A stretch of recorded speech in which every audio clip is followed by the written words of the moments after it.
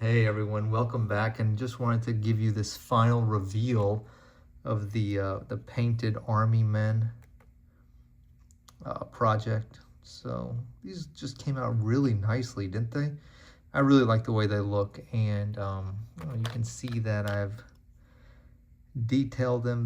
They've been varnished, and you're gonna lose a lot of detail with soft plastic, especially, army men, but you can see that they still have a lot of detail. I put some eyes, and you can see we picked out a lot of details on the miniatures.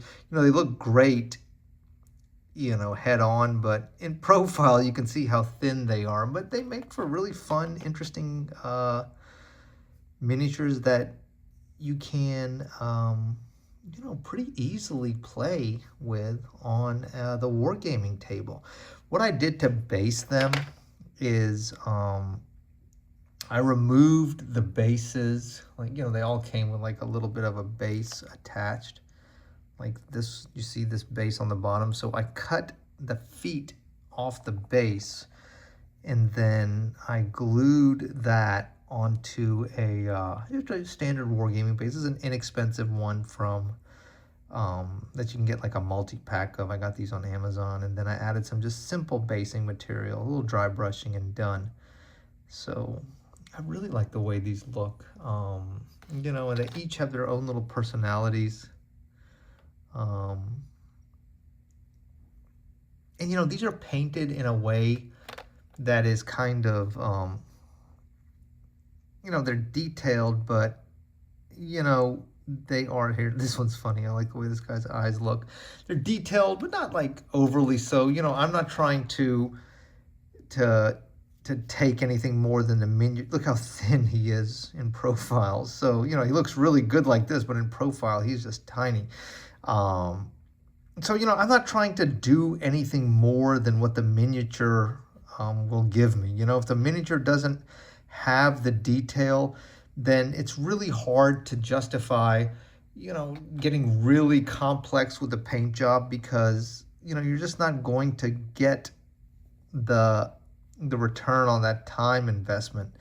But if you just kind of respect the miniatures, respect the sculpt, color it, in a way that makes the details that are available kind of shine and pop. I think the knee pads were a big choice, because when you look at these models or these miniatures in mass, you can see how important that the knee pads are to kind of give it some definition. Some simple dry brushing, you can see that it really picks out some of the creases in the clothing. Well, I really like these. My plan with these is to make a few more of them, and see where this squad, it sounds like it's going to eventually be a battalion though, and you can see what they started out like. So from this plastic, this kind of basic color, which is fine, but if you want to put a little bit more time, not a lot more time either, just a little bit more time.